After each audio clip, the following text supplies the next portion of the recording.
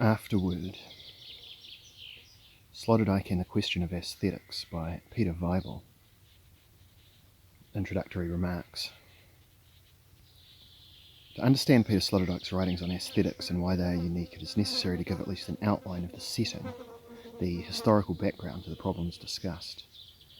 As we know, art today is a discourse, a conceptual field in which different ideas of pictures, objects, processes, activities, theories, ideas, and institutions all play a role.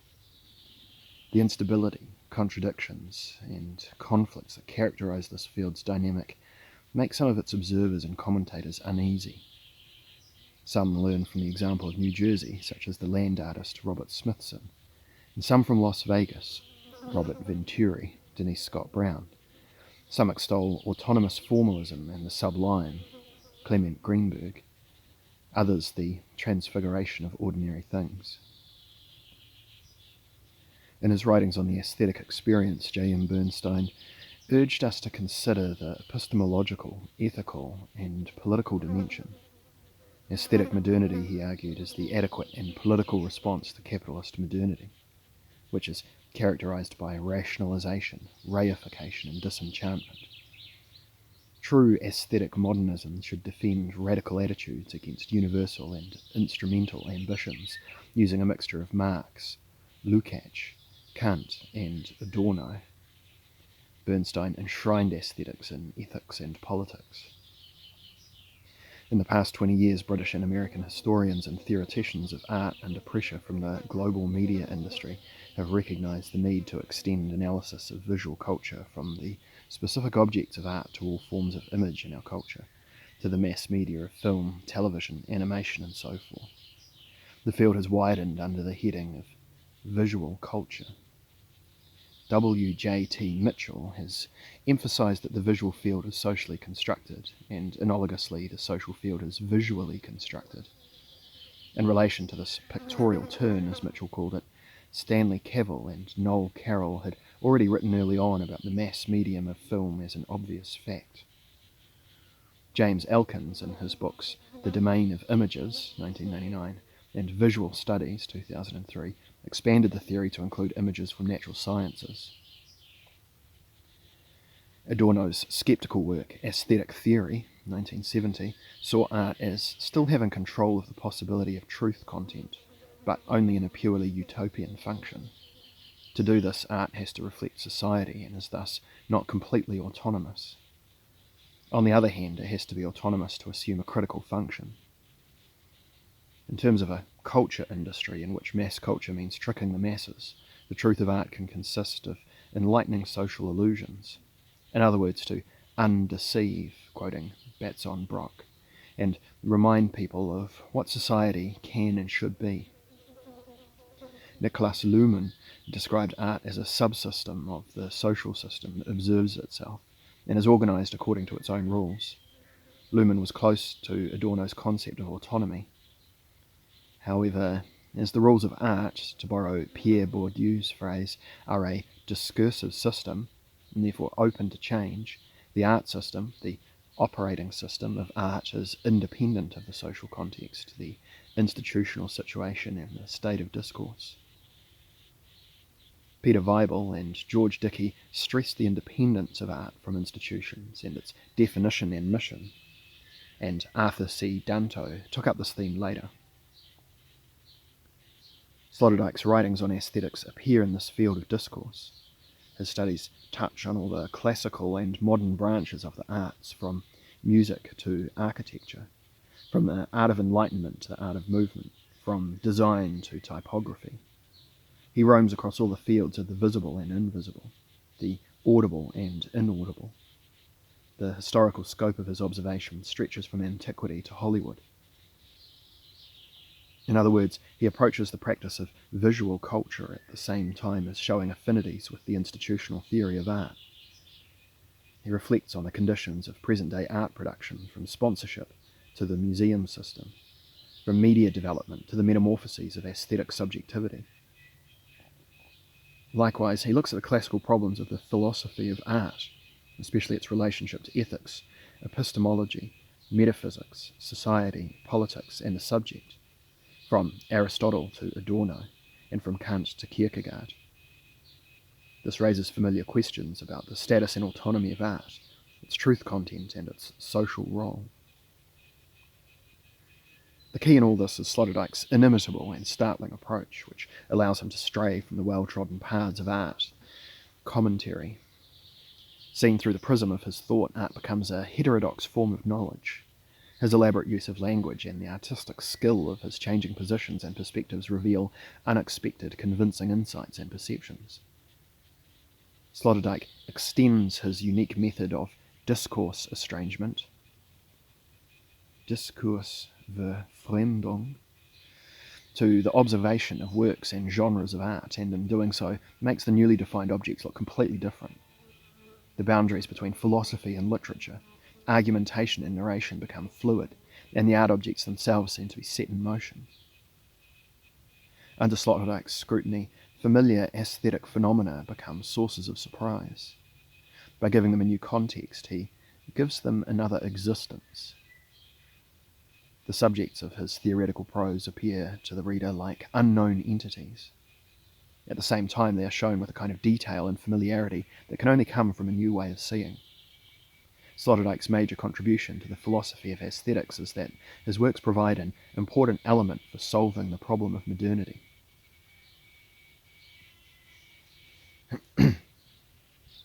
Modernity between disenchantment and re-enchantment.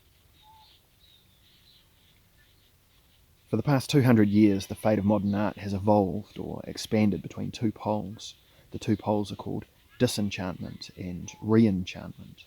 Aesthetic agendas of disenchantment and re-enchantment ran through the 20th century in parallel or successively, together and in opposition to each other, in sequence or as alternatives, unipolar and bipolar. After Hegel, who saw the world as devastated early on, in the period around 1800, Max Weber described the effects of industrialization, the Enlightenment, and the sciences of the 19th century as the disenchantment of the world. The Enlightenment and the Industrial Revolution marked the beginning of the epoch of disenchantment, and it would be fine if we call it the epoch of modernity. This is unfortunately impossible because a counter-movement began very early on, a movement that combated the Enlightenment and the end of the absolute in politics and religion, science and its impact and industrialization.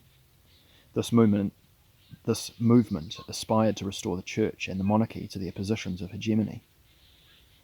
Quoting Ernst Cassirer in The Myth of the State, 1946, the German Romanticists were the first heralds in the combat against the philosophy of the Enlightenment. The Romantic era and its commandment, expressed by Novalis, the world must be romanticized, ushered in the agenda of re-enchantment of the world and the arts. The problem is to show that modernity is a combination of the two programs, that the two are interwoven. The French Revolution, 1789 to 1804, signalled the end of absolutism and the beginning of the machine-based Industrial Revolution. It set the tone and defined the conflicts between the aesthetic, philosophical and political parties and programs of modernity and anti-modernity. The revolution was followed by the Restoration at the Vienna Congress in 1814-15. The five great powers, Russia, Austria, Prussia, France and Great Britain, formed a holy alliance. This pledged the crown heads to adopt the Christian religion as the supreme principle for their political acts in order to preserve the divinely ordained feudal structures and to prevent the reforms of the Enlightenment. Between 1816 and 1829, the universities were under surveillance. Censorship was in force and there was restrictions on freedom in teaching, professional bans, special courts and so forth. The years from 1830 to 1848 were once again years of revolution. The first models of parliamentary systems or constitutional monarchies developed with the equal rights for all citizens and freedom of opinion and the press. In 1848, the Communist Manifesto by Marx and Engels was published. It described the situation of progressive global industrialization as dramatically as if it were talking about globalization nowadays. A long quote here. All fixed, fast-frozen relations with their train of ancient and venerable prejudices and opinions are swept away. All new-formed ones become antiquated before they can ossify. All that is solid melts into air. All that is holy is profaned, and man is at last compelled to face with sober senses his real conditions of life and his relations with his kind. The need of a constantly expanding market for its products chases the bourgeoisie over the whole surface of the globe. It must nestle in everywhere, settle everywhere, establish connections everywhere. The bourgeoisie has, through its exploitation of the world market, given a cosmopolitan character to production and consumption in every country. To the great chagrin of reactionists, it has drawn from under the feet of industry the national ground on which it stood. All old established national industries have been destroyed or are daily being destroyed. They are dislodged by new industries whose introduction becomes a life and death question for all civilized nations, by industries that no longer work up indigenous raw material, but raw material drawn from the remotest zones, industries whose products are consumed not only at home but in every quarter of the globe. In place of the old wants satisfied by the productions of the country, we find new wants, requiring for their satisfaction the products of distant lands and climes. In place of the old local and national seclusion and self-sufficiency, we have intercourse in every direction, universal interdependence of nations. Behind this dialectic of revolution and restoration, of reason and faith, industrialization and idyll, which is discussed in Klaus Lankheit's book Revolution und Restauration, 1965, we can see the movement that reacted to the horror scenarios of the time. Barbaric wars, slums in the cities, pauperism in the countryside. With an agenda of aesthetic re-enchantment that Heinrich Heine called the Romantic School in 1833, Heine was an opponent of the Romantic movement. But what was the Romantic School in Germany, he asked, and replied, it was nothing other than the revival of the poetry of the Middle Ages as manifested in the songs, sculpture and architecture, in the art and life of that time. This poetry, however, had its origins in Christianity. It was a passion flower arising from the blood of Christ. Heine was already operating with the dual contrast of spiritualism and sensuality that was so typical of the contradictions of modernity. He saw sensuality as the school of thought he personally stood for, which defended the natural rights of matter, and invoked the Hellenes embodied in Goethe as an honorary Greek.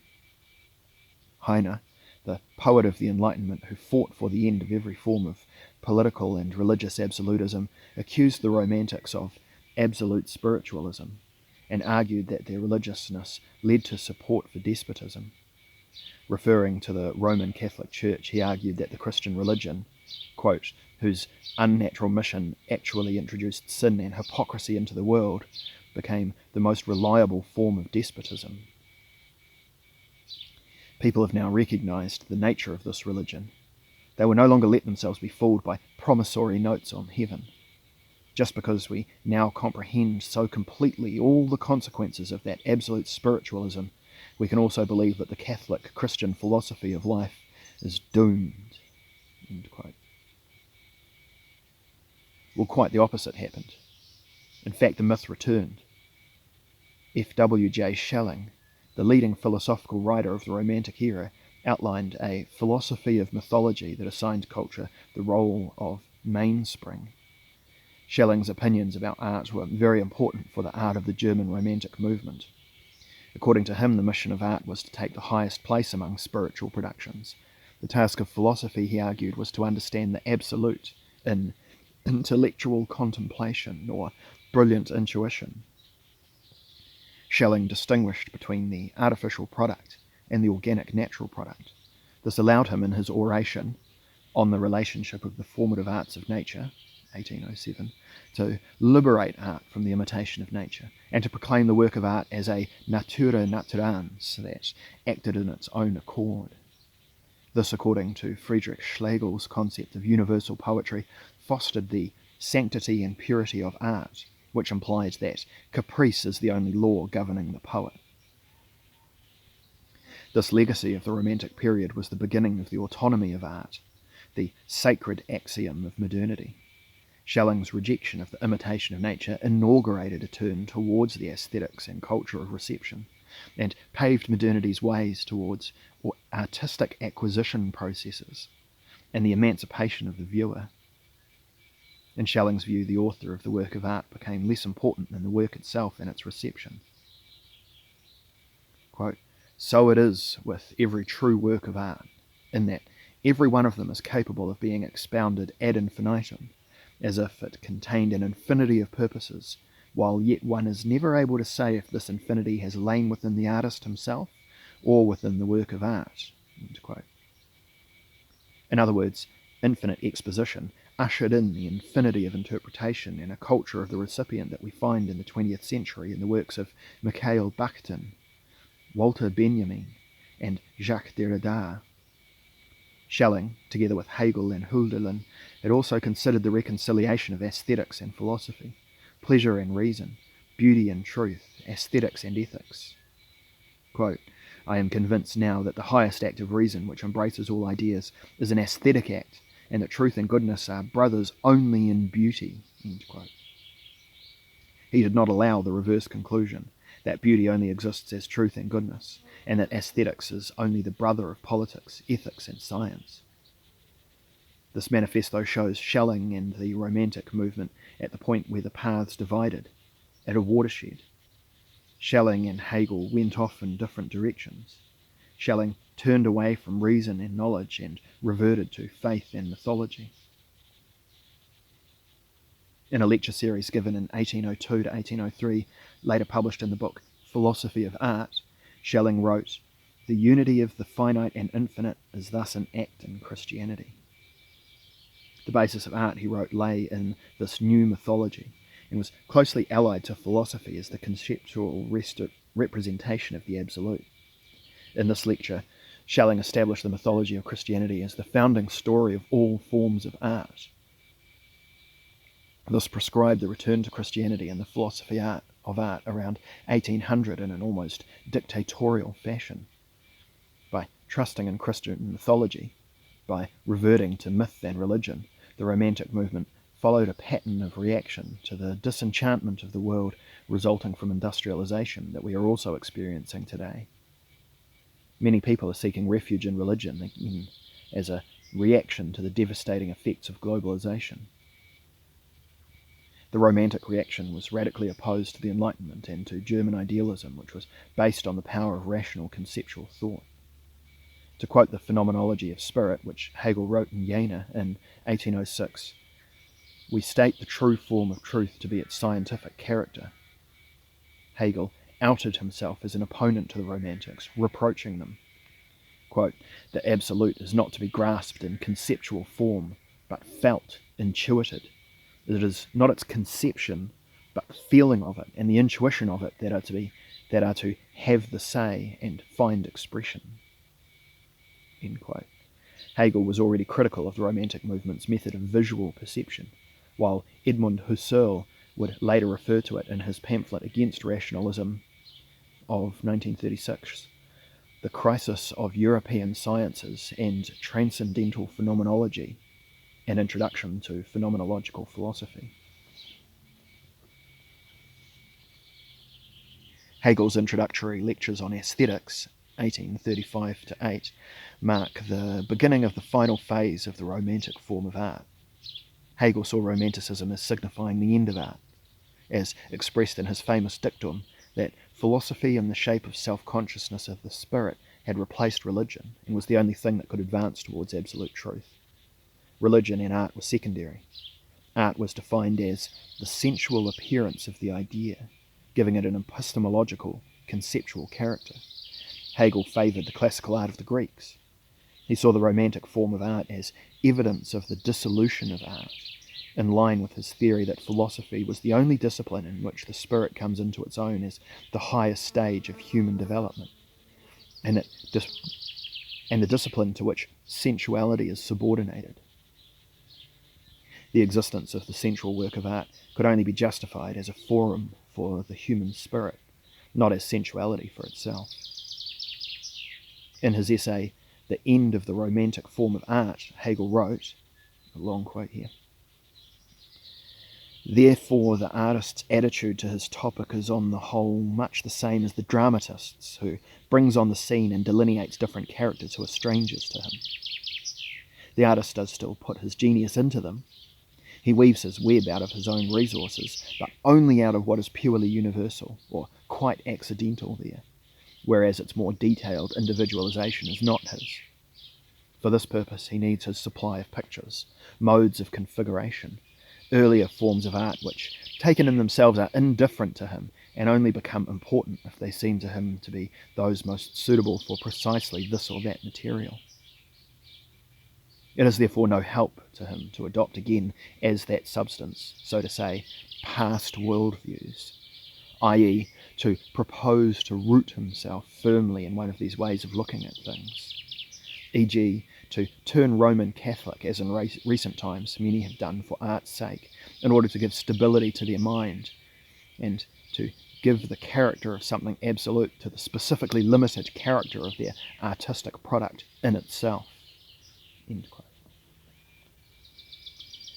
By referring to Romanticism's use of earlier modes of configuration and forms of art, of dramatic staging of pictures that already exist, of eclectic acquisition strategies and indifference, Hegel described Romanticism, as seen from the perspective of the modern age, as a postmodern reaction to the Enlightenment.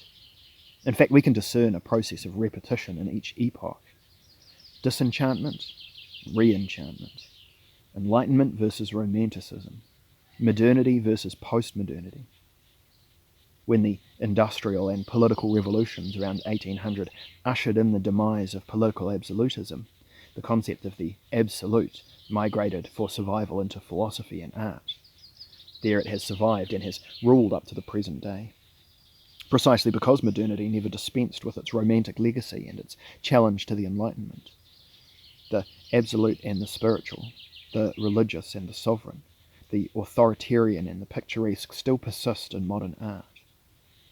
Spirituality, precisely what Heine reproached the Romantic movement for, survived continuously in the abstract art of the 20th century.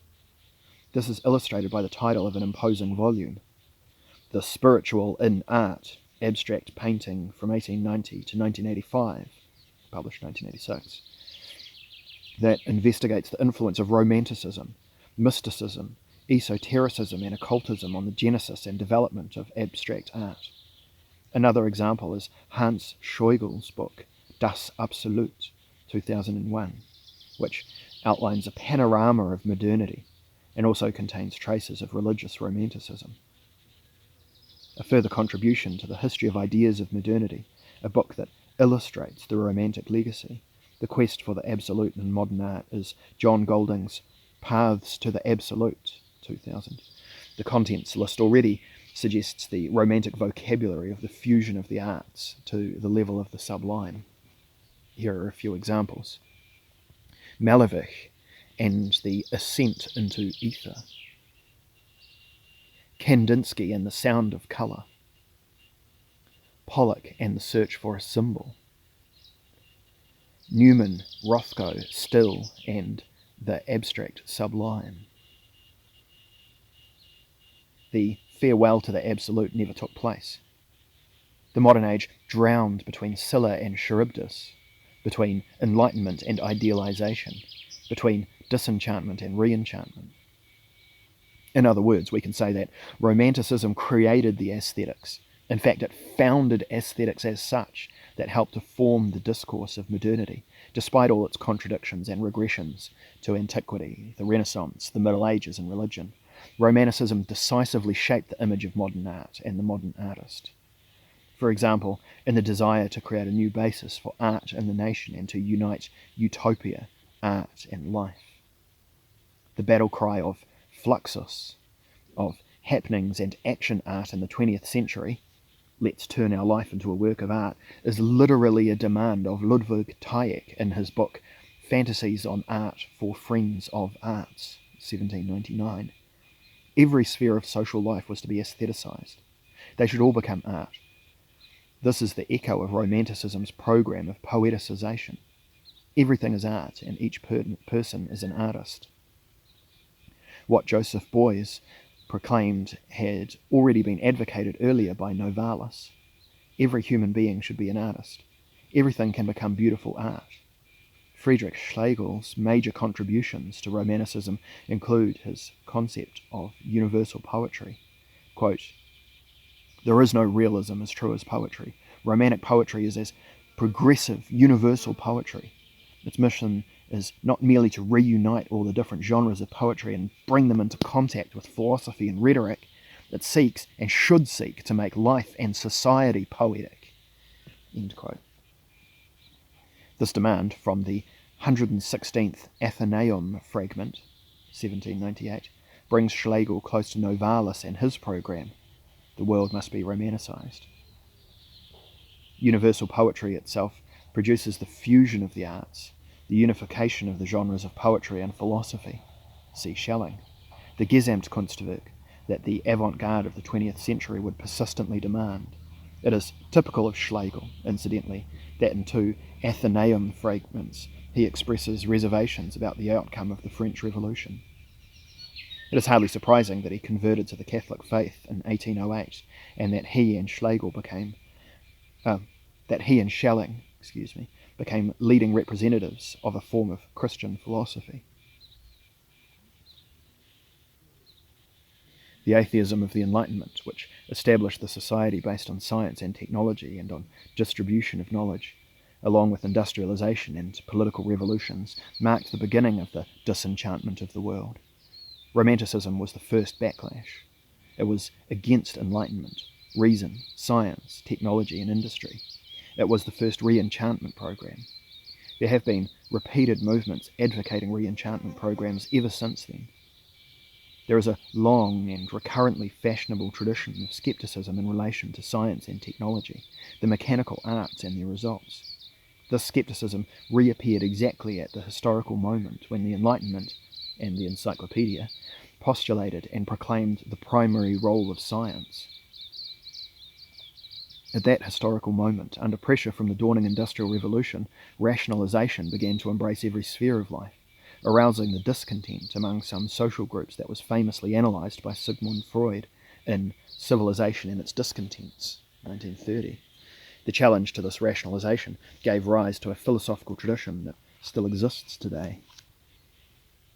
As late as 1936, Edmund Husserl, Heidegger's teacher, was still writing about the crisis of European sciences that began with their rationalization. He dated this crisis as far back as Galileo's mathematicization of nature, arguing that the crisis of science consisted of loss of historical experience, which was replaced by mere mathematics. Quote, "Through Galileo's mathematization of nature, nature itself becomes a mathematical manifold," end quote, Husserl wrote. He contrasted intuition and experience with the rationalization of the world more geometrico, by geometrical custom, and counterintuitive symbolism.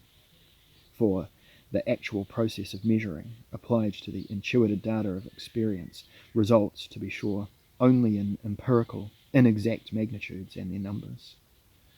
According to Husserl, the crisis of science is that it is being reduced to mere knowledge of facts because it loses its importance for life. In fact, the crisis of science is also a radical life crisis. Only turning towards history and to the sphere of life could liberate us from this crisis. Husserl, like the Romantics, adjured history as the supreme authority, as the highest source of our actions.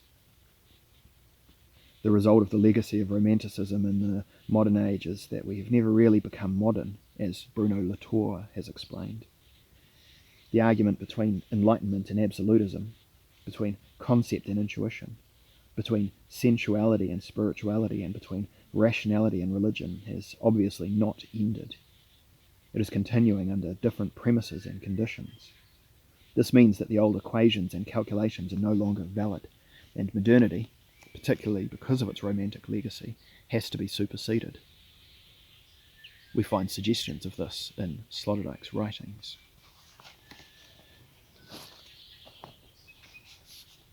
Beyond modernity.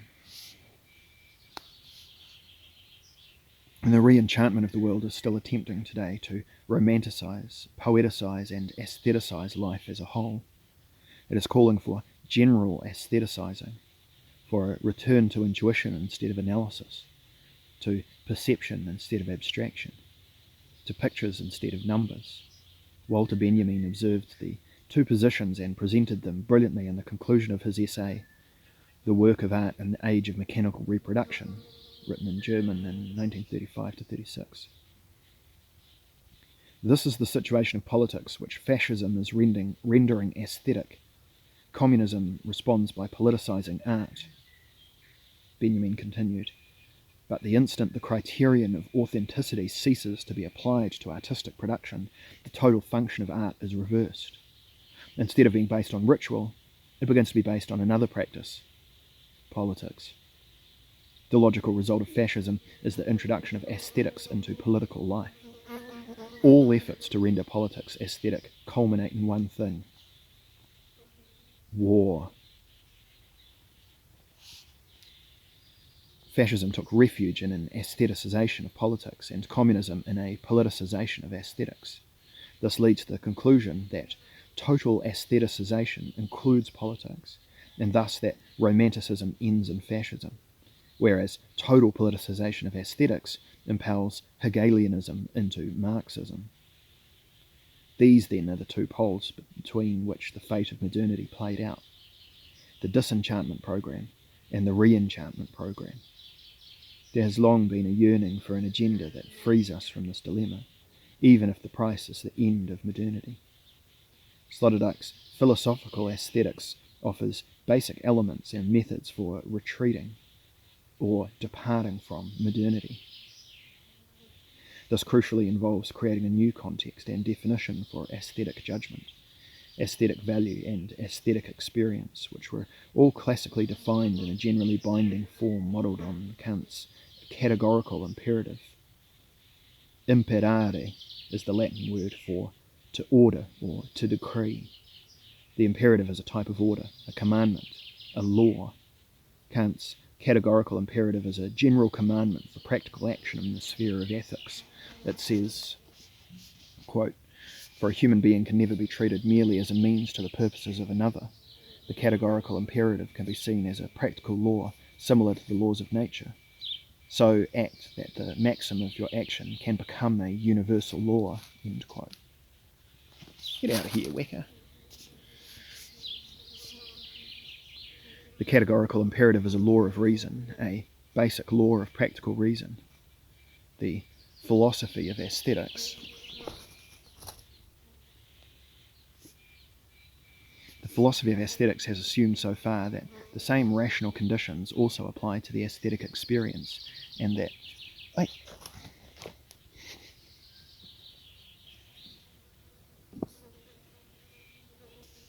Bird trying to eat my headphones. What was I saying? The philosophy of aesthetics has assumed so far that the same rational conditions also apply to the aesthetic experience, and that aesthetic knowledge obeys universal laws, that aesthetics is not just a subjective field, because only taste is a matter for argument, whereas aesthetic judgments follow universally valid and binding rules and laws. Sloterdijk's writings show that an aesthetic imperative of this kind, that acts secretly in some ways as a precondition for all existing aesthetics, cannot possibly exist, and in doing so, he turns modernity upside down. Ovid's dictum from Daedalus and Icarus, the 8th book of his Metamorphoses, "Et ignotas animum dimittit in artes," and he turned his mind to unknown arts, can be rendered as, and he turned his mind to the arts in an unknown way, to escape the fate of modernity. Sloterdijk's aesthetic project has an ethical dimension. This is the question that echoes in Kant's famous phrase, "The starry heavens above me, and the moral law within me." The connection between aesthetics and ethics, what can connect aesthetic pleasure, which is uniquely defined by the experience and appearance of beauty, and which is at the centre of what we describe as epiphany, with the ethical law of Kant's categorical imperative. How can the one thing be the echo of the other? How can Alexander Gottlieb Baumgarten's Aesthetica from 1751 be related to Kant's ethics and Hegel's philosophy? How can we describe an aesthetic experience without spoiling our enjoyment? How can we make it harmonise with philosophy at the same time? Are truth and beauty related? Is truth only a product of the intellect and beauty only a product of the senses? Isn't it possible for the intelligible to be an event and result of the senses, and beauty a product of the intellect, and therefore truth? Did the equations truth equals beauty and beauty equals truth lose their meaning in the 20th century, the nightmare of history? Is the assertion that the world has become absurd and meaningless the same as the assertion that art has become ugly as well? Aren't cognition processes the precondition for enjoying beauty? And isn't it reality itself that produces the enjoyment in the first place? Does aesthetic enjoyment exist beyond the pleasure principle? Or in other words, has aesthetic pleasure been extracted from the pleasure principle and squeezed out of it by sublimation and asceticism?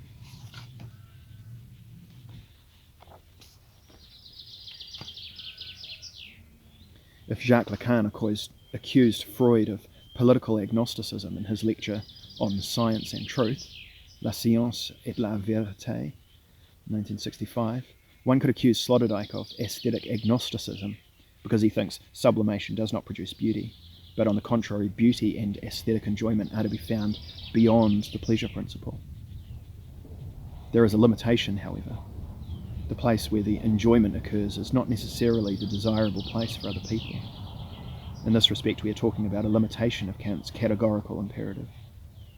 Sloterdijk is not demanding a universal ethics that would apply to each individual and therefore to history. It is the attempt to escape from seeing the nightmare of history as the meaning. But can the aesthetic replace the meaning in the same way as repetition can replace sublimation? Meaning and senses, conceptions and perceptions, knowledge and beauty form a new equation in Sloterdijk's treatment. An equation that does not serve either Thanatos or Eros, but on the contrary tries to escape from both of them. Sloterdijk's aesthetics is not, however, a theory of compensation, because it does not separate from the idea that aesthetic enjoyment has to remain at the heart of the aesthetic experience. Writers do not separate from life through their writing, and artists do not separate from life through their work, and consequently transmit the death wish. On the contrary, writing and the work of art, or reading as such, are the enjoyment and the celebratory act of life. This is how aesthetic experience can be harmonized with enjoyment, reconciling the pleasure principle and the reality principle. Sloterdijk goes from the categorical imperative to a law of desire located between Kant, Freud, and Lacan. He does not see culture as the sublimation of libidinous desire, just as Aristotle did not regard the concept of philia in the Nicomachean Ethics as utility or lust or virtue. Precisely because he rejects a universal application of aesthetics, there is no universal application of ethics. Ethical and aesthetic commands should not be robbed of their absurd character or their imperative character. Sloterdijk follows the ideas of Blaise Pascal expressed in his Thoughts on Religion. Quote, "All men naturally hate themselves. We take advantage, as we can, of concupiscence. Concupiscence? You heard that word? Concupiscence. To promote the public good. But it is only a pretense. In a word, selfishness has two qualities. It is essentially unjust because it aims to become the centre of everything, and it is offensive to others because it would make them its slaves. For everyone in whom self is a leading principle is the enemy, and would be a tyrant of the human race. Even before Kant proposed his categorical imperative, Pascal had relativized it.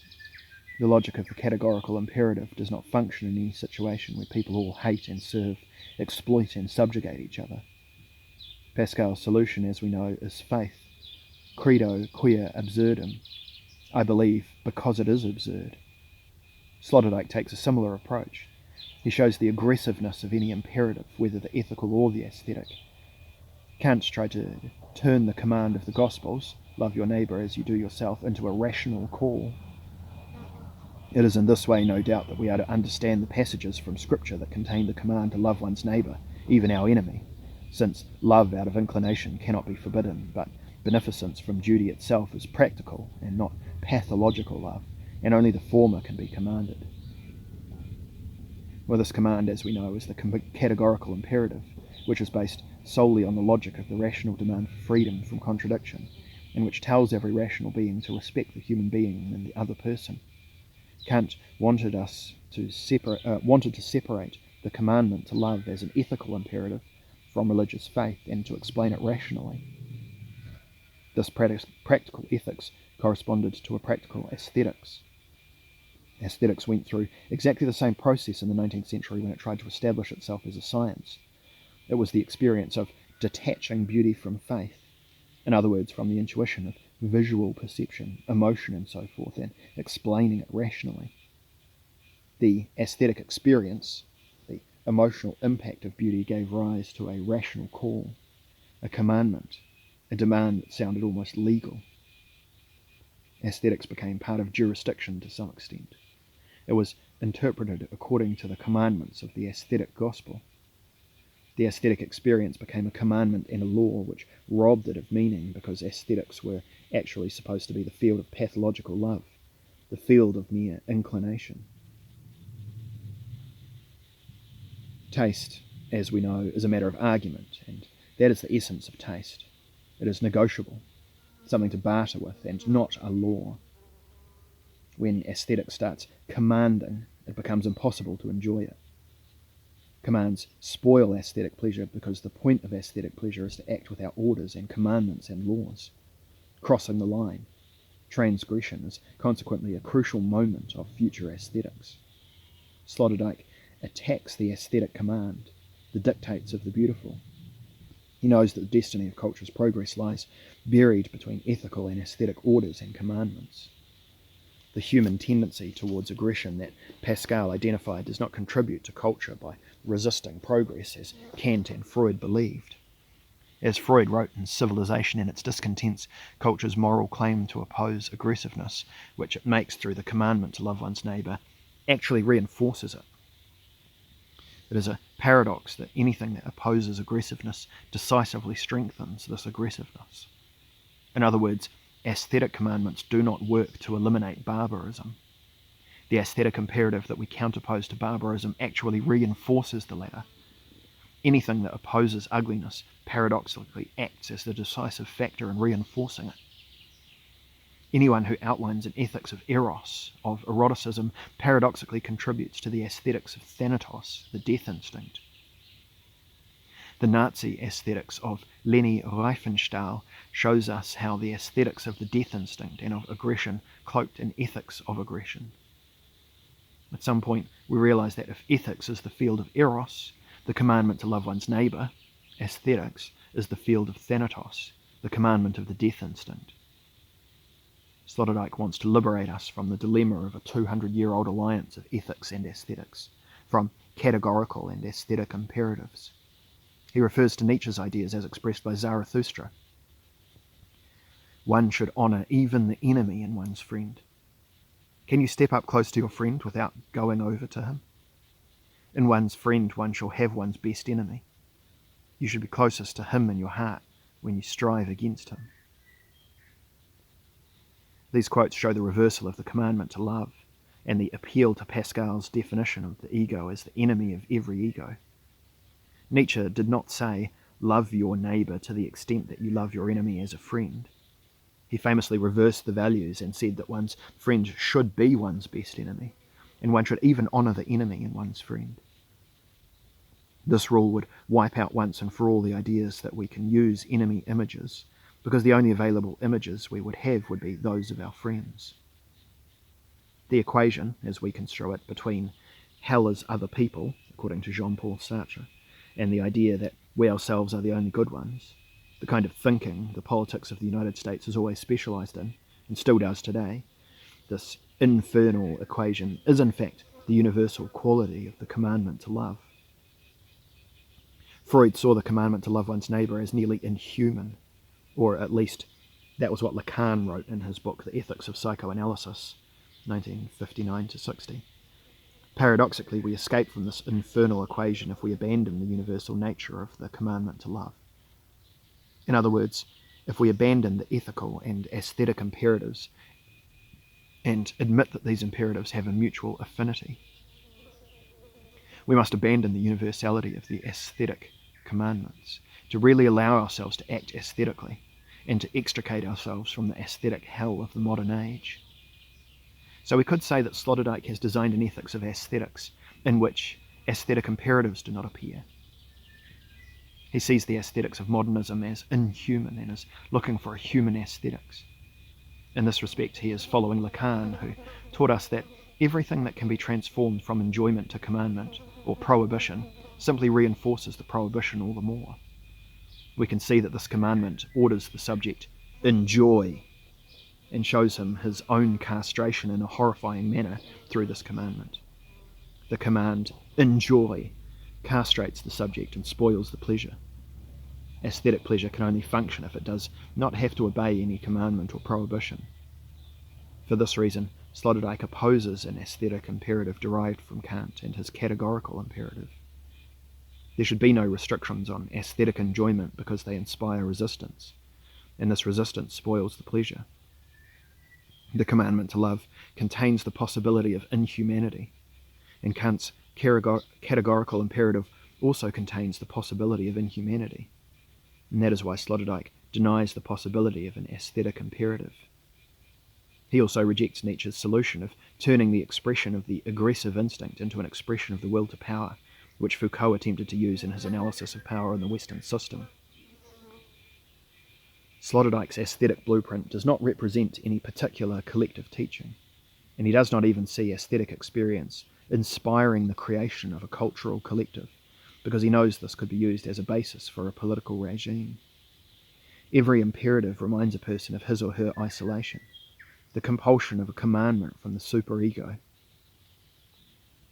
Sloterdijk demands a democracy that allows subjectivities to shift their conflicts by not formulating them absolutely clearly. This is the meaning of his literary and philosophical methods of de-definition, or undefinition. Taking Pascal's insight and Nietzsche's error, he looks for the basis for a subjectivity that is neither power nor tyranny, but the foundation for an aesthetics of democratic subjectivity. Here too we can refer to Hegel and his basic principles of the philosophy of right, which already provide us with the idea of a paradoxical link between the rhetoric of desires, aesthetics, and the logic of the political, ethics, because Hegel evolved a system of right based on special qualities and uniqueness and not on universal liability. By the same token, Sloterdijk's aesthetics is a theory of singularity and not a universal construction.